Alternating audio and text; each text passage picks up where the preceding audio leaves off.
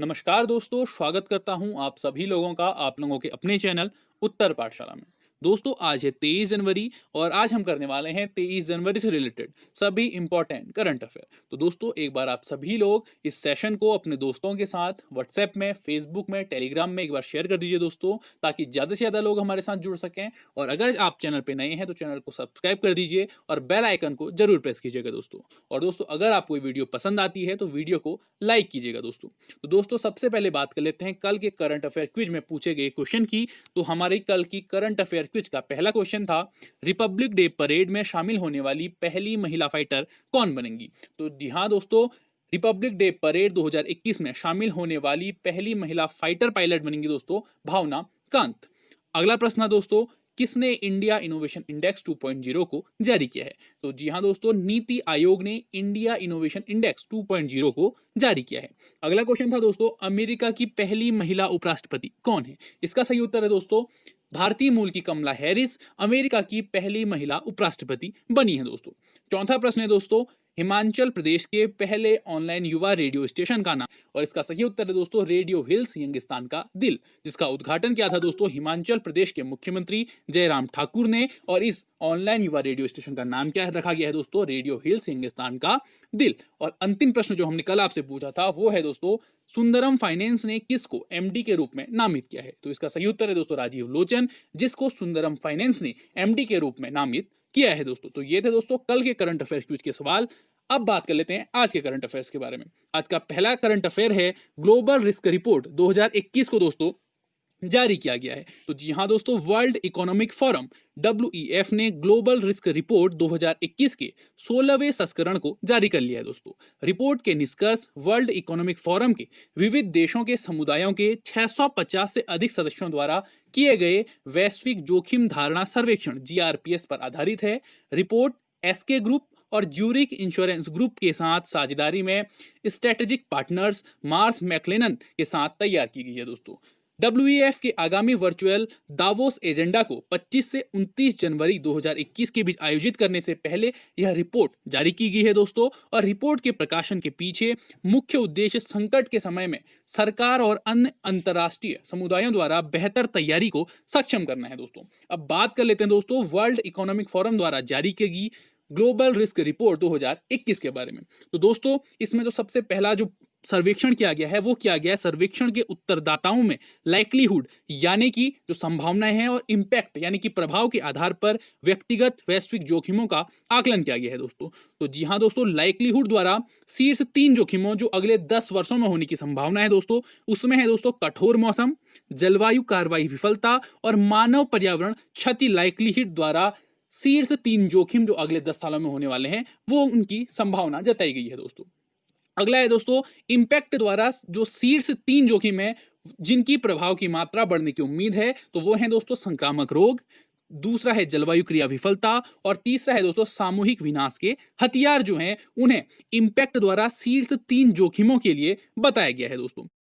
अगला पॉइंट है दोस्तों व्यापक प्रभाव के बारे में। तो कोविड-19 ने 2020 की वैश्विक जोखिम रिपोर्ट रैंकिंग की तुलना में 2021 में एक बड़ा बदलाव लाया है। 2020 में सबसे गंभीर खतरों की जो सूची थी उसमें संक्रामक रोगों को दोस्तों 10वें स्थान पर रखा गया था, लेकिन 2021 में संक्रामक रोगों को टॉप पोजीशन दी गई है दोस्तों। कोविड-19 ने दुनिया के सबसे गरीब हिस्सों में जीवन के व्यापक नुकसान और आर्थिक विकास में देरी दोनों को नुकसान पहुंचाया है, जिससे दुनिया भर में संपत्ति असमानताओं में वृद्धि हुई है दोस्तों, जिस कारण इसका व्यापक प्रभाव पड़ा है, जिस कारण संक्रामक रोगों को अब टॉप पोजीशन में लाया गया है दोस्तों।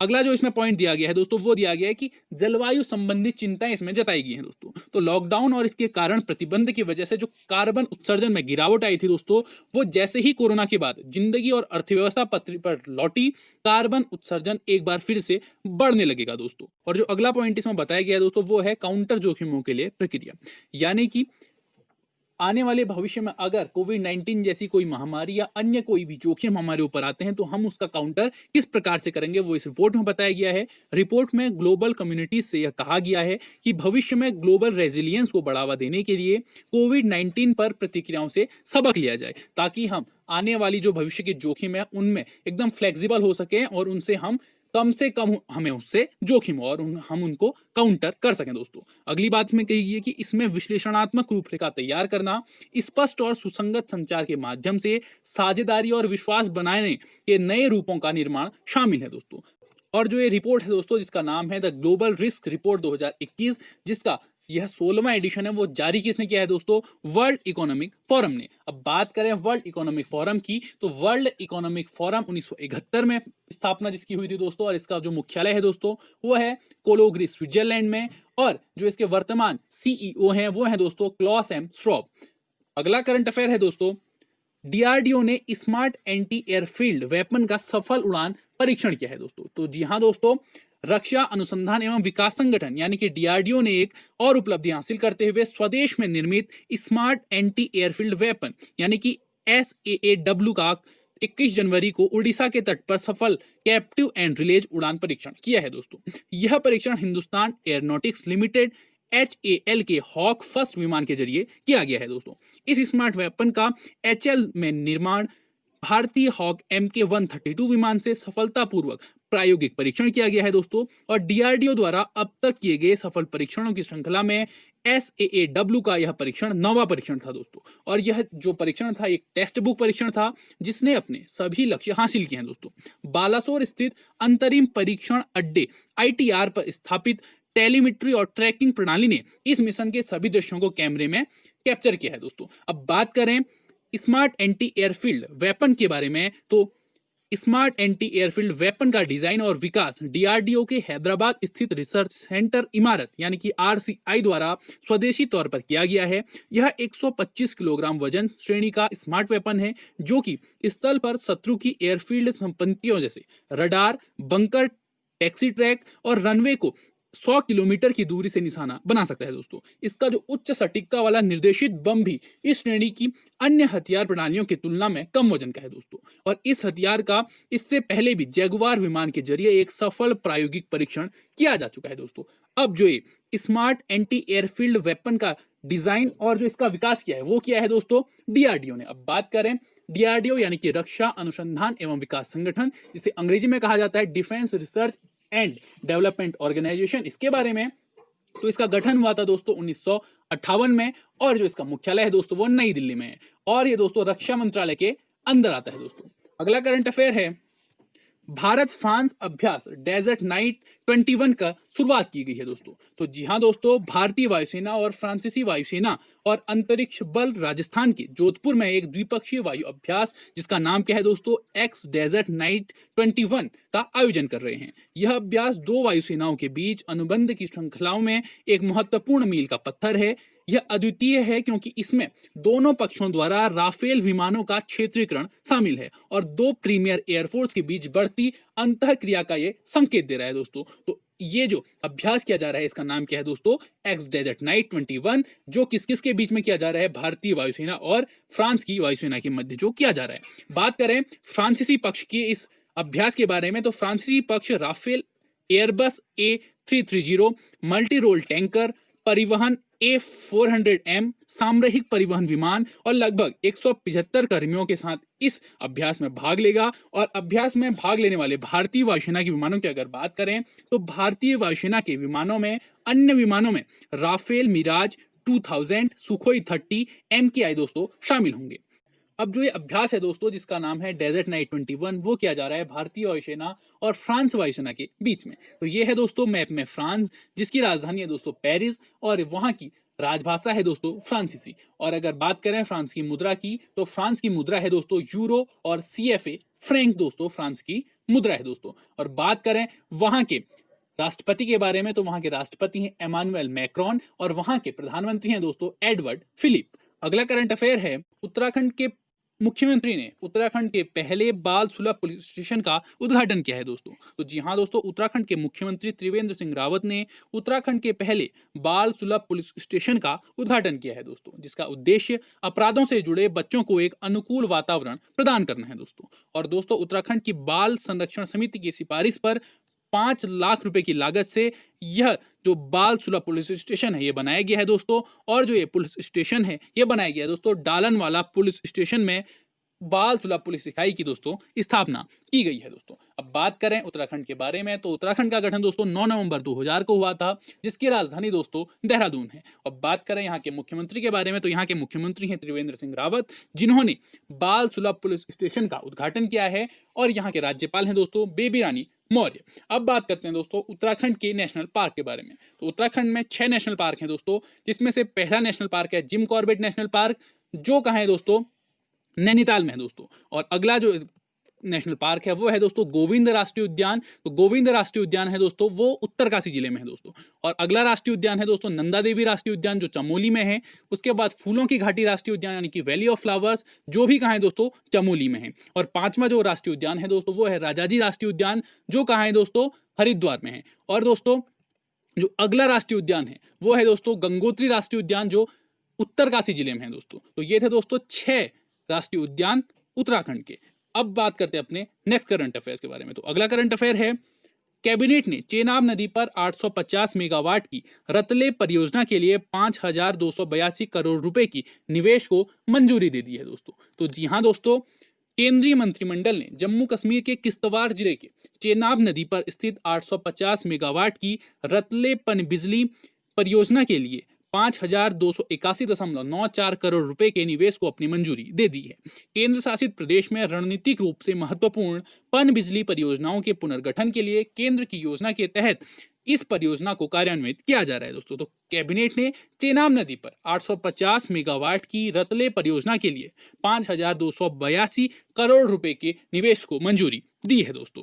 और दोस्तों बात करें इस परियोजना का विकास राष्ट्रीय जल विद्युत निगम, national hydro electric power corporation यानी कि एनएचपीसी और जम्मू कश्मीर राज्य विद्युत विकास निगम लिमिटेड की क्रमशः 51% और 49% हिस्से वाली एक नई संयुक्त उद्यम कंपनी जेवीसी द्वारा किया जा रहा है दोस्तों। अब ये जो परियोजना है दोस्तों चेनाब नदी पर चलाई जा रही है। तो बात करें चेनाब नदी के बारे में तो चेनाब नदी भारत और पाकिस्तान देशों में है दोस्तों, जिसका जो स्रोत है यानी कि उद्गम स्थल है दोस्तों वो बारालाचा दर्रा में है दोस्तों, जिसकी लंबाई दोस्तों 960 किलोमीटर है दोस्तों। अगला करंट अफेयर है, SBI, ICICI bank, HDFC bank को डी-सिप्स के रूप में बरकरार रखा गया है दोस्तों। तो जी हां दोस्तों, भारतीय रिजर्व बैंक ने यह कहा है कि निजी करदाता आईसीआईसीआई बैंक और एचडीएफसी बैंक के साथ साथ राज्य स्वामित्व वाले भारतीय स्टेट बैंक, जो इतने बड़े बैंक कि कभी डूब नहीं सकते, को डोमेस्टिक सिस्टमेटिकली इंपोर्टेंट बैंक्स यानी कि डी-सिप्स के रूप में निरंतर बरकरार रखा गया है दोस्तों। एसबीआई, आईसीआईसीआई और एचडीएफसी बैंक की पहचान 2018 के डी-सिप की सूची के समान बैकेटिंग संरचना के तहत घरेलू प्रणालीगत रूप में महत्वपूर्ण बैंकों यानी कि डी-सिप के रूप में की गई थी दोस्तों। अब आप सभी के माइंड में डी-सिप ये टर्म क्लिक कर रहा होगा दोस्तों। तो डी-सिप का फुल फॉर्म होता है दोस्तों डोमेस्टिक सिस्टमेटिकली इंपोर्टेंट बैंक्स, जिसको डी-सिप के नाम से जाना जाता है दोस्तों। जो इसका फ्रेमवर्क था 2014 में बनाया गया था दोस्तों, और डी-सिप की जो सबसे पहली लिस्ट थी वो 2015 में लाई गई थी। तो दोस्तों जो डी-सिप है इसमें ऐसे बैंकों को लाया जा सकता है जो टू बिग टू फेल है, यानी कि जो कभी भी डूब नहीं सकते, और अगर वो कभी डूबेंगे तो उनके कारण पूरे वित्तीय तंत्र पर उनका फर्क पड़ेगा दोस्तों, जिस कारण आरबीआई इस लिस्ट को हर साल जारी करता है। और इस लिस्ट में जो बैंक आते हैं उनके ऊपर आरबीआई पूरी तरीके से कड़ी नजर रखता है दोस्तों। इसकी जो सबसे पहले लिस्ट आई थी 2015 में आई थी, जिसमें सिर्फ 2 बैंकों को शामिल किया गया था, जो थे दोस्तों एसबीआई और आईसीआईसीआई बैंक, जिसमें 2017 में एचडीएफसी बैंक को शामिल किया गया। और 2020 की जो रिपोर्ट है इसमें भी सिर्फ 3 बैंकों को शामिल किया गया है जो डी-सिप्स की लिस्ट में बरकरार है दोस्तों, जिनका नाम है आईसीआईसीआई बैंक, एसबीआई बैंक और एचडीएफसी बैंक डी-सिप्स की लिस्ट में बरकरार है दोस्तों। अब बात करें रिजर्व बैंक ऑफ इंडिया की, तो भारतीय रिजर्व बैंक का जो मुख्यालय है दोस्तों वो है मुंबई महाराष्ट्र में। और भारतीय रिजर्व बैंक की जो स्थापना हुई थी दोस्तों वो है 1 अप्रैल 1935 को। और भारतीय रिजर्व बैंक के जो गवर्नर है दोस्तों वो है शक्तिकांत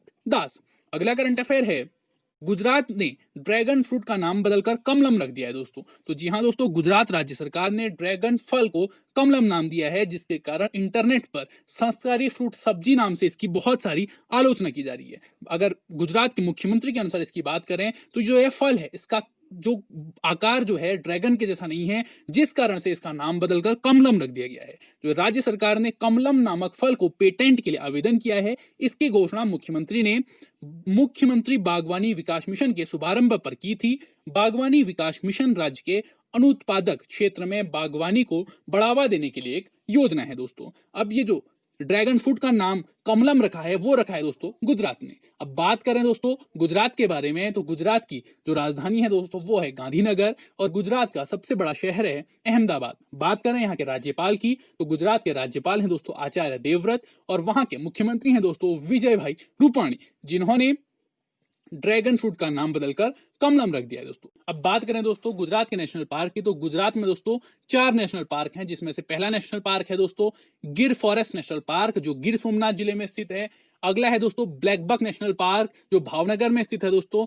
अगला है दोस्तों मरीन नेशनल पार्क जो जमुनानगर में स्थित है दोस्तों। और लास्ट जो नेशनल पार्क है वो है दोस्तों वंसदा नेशनल पार्क जो नावसारी में स्थित है दोस्तों। ये 4 नेशनल पार्क कहाँ है दोस्तों? गुजरात में स्थित है। अगला करंट अफेयर है, आरबीआई ने स्टैंडर्ड चार्टर्ड बैंक पर 2 करोड़ रुपए का जुर्माना लगाया है दोस्तों। तो जी हां दोस्तों, भारतीय रिजर्व बैंक ने स्टैंडर्ड चार्टर्ड बैंक इंडिया पर धोखाधड़ी के बारे में बैंकिंग नियामक को बताने में देरी के लिए 2 करोड़ रुपए का आर्थिक जुर्माना लगाया है दोस्तों। तो स्टैंडर्ड चार्टर्ड बैंक पर आर्थिक जुर्माना भारतीय रिजर्व बैंक धोखाधड़ी कमर्शियल बैंकों और चुनिंदा वित्तीय संस्थानों द्वारा वर्गीकरण और सूचित करने की दिशा में जो निर्देश जारी किए गए थे 2016 के अनुसार निर्देशों का पालन नहीं करने के चलते लगाया गया है दोस्तों। तो आरबीआई ने स्टैंडर्ड चार्टर्ड बैंक पर 2 करोड़ रुपए का जुर्माना लगाया है दोस्तों। अब बात करें स्टैंडर्ड चार्टर्ड बैंक के बारे में, तो स्टैंडर्ड चार्टर्ड बैंक की स्थापना हुई थी दोस्तों 1969 में और इस बैंक का मुख्यालय है दोस्तों लंदन में। और इस बैंक के जो सीईओ हैं दोस्तों वो हैं दोस्तों बिल विंटर्स। अगला करंट अफेयर है दोस्तों, सरकार ने एलआईसी के प्रबंध निदेशक के रूप में सिद्धार्थ मोहंती को नियुक्त किया है दोस्तों। तो जी हां दोस्तों, मंत्रिमंडल की नियुक्ति समिति ने 1 फरवरी से सिद्धार्थ मोहंती को भारत की सबसे बड़ी बीमा कंपनी जीवन बीमा निगम यानी कि एलआईसी का प्रबंध निदेशक नियुक्त किया है दोस्तों। वह वर्तमान में एलआईसी हाउसिंग फाइनेंस लिमिटेड के सीईओ हैं। वह 30 जून 2023 को अपनी सेवानिवृत्ति तक एलआईसी के एमडी के रूप में काम करेंगे दोस्तों। वह टीसी सुशील कुमार की जगह लेंगे जो 31 जनवरी 2021 को सेवानिवृत्त होने वाले हैं दोस्तों। तो सरकार ने एलआईसी के प्रबंध निदेशक के रूप में किसे नियुक्त किया है दोस्तों? सिद्धार्थ मोहंती को। तो ये हैं दोस्तों सिद्धार्थ मोहंती जिन्हें सरकार ने एलआईसी का प्रबंध निदेशक नियुक्त किया है। बात करें एलआईसी यानी कि life insurance corporation of India के बारे में, तो इसकी स्थापना हुई थी 1 सितंबर 1956 को और इसका मुख्यालय है दोस्तों मुंबई में। और वर्तमान में इसके अध्यक्ष हैं दोस्तों एमआर कुमार और सरकार ने इसके एमडी के रूप में किसे नियुक्त किया है दोस्तों? सिद्धार्थ मोहंती को। तो दोस्तों ये थे आज के करंट अफेयर्स। अब बात कर लेते हैं आज के करंट अफेयर क्विज के बारे में। तो हमारी करंट अफेयर क्विज का पहला क्वेश्चन है दोस्तों, ग्लोबल रिस्क रिपोर्ट 2021 किसके द्वारा जारी की गई है? अगला प्रश्न है, कैबिनेट ने किस नदी पर 850 मेगावाट की रतले परियोजना के लिए 5282 करोड़ रुपए के निवेश को मंजूरी दी है? अगला प्रश्न है दोस्तों, भारत फ्रांस के बीच किस द्विपक्षीय वायुसेना अभ्यास का आयोजन किया गया है दोस्तों? अगला क्वेश्चन है दोस्तों, एलआईसी के प्रबंध निदेशक के रूप में किसे नियुक्त किया गया है? और लास्ट क्वेश्चन है दोस्तों आज के क्विज का, डी-सिप्स का पूरा नाम क्या है दोस्तों? तो ये है दोस्तों आज के करंट अफेयर क्विज के सवाल, जिनके आंसर आपको हमारे कमेंट बॉक्स में कमेंट करके देने हैं दोस्तों। तो ये थे दोस्तों आज के करंट अफेयर। आई होप आपको ये वीडियो पसंद आया होगा। अगर आपको ये वीडियो पसंद आया तो वीडियो को लाइक कीजिए, शेयर कीजिए और हमारे चैनल उत्तर पाठशाला को सब्सक्राइब कीजिए दोस्तों आप उत्तर पाठशाला को सोशल मीडिया प्लेटफॉर्म पर फॉलो कर सकते हैं। सभी सोशल मीडिया प्लेटफॉर्म के लिंक आपको हमारे डिस्क्रिप्शन बॉक्स में मिल जाएंगे। और दोस्तों अगर आपको हमारे ऑफिशियल व्हाट्सएप ग्रुप में ऐड होना है तो आप जिस भी परीक्षा की तैयारी कर रहे हैं वो और अपना नाम लिखकर हमें हमारे व्हाट्सएप नंबर पे जरूर बताइए दोस्तों, जिससे हम आपको अपने व्हाट्सएप ग्रुप पे ऐड करेंगे दोस्तों। हमारा व्हाट्सएप नंबर आपको दोस्तों हमारे डिस्क्रिप्शन बॉक्स में मिल जाएगा। अगर आप मुझे पर्सनली फॉलो करना चाहते हैं तो ये मेरे सभी सोशल मीडिया हैंडल्स हैं, जिस पे जाके आप मुझे पर्सनली फॉलो कर सकते हैं। और अगर आपको किसी टॉपिक पर या किसी क्वेश्चन पर डाउट है तो आप वो डाउट मुझे मेरे व्हाट्सएप नंबर पर पर्सनली मैसेज करके भी क्लियर कर सकते हैं दोस्तों। तो दोस्तों आज के लिए बस इतना ही। Thank you, till next video.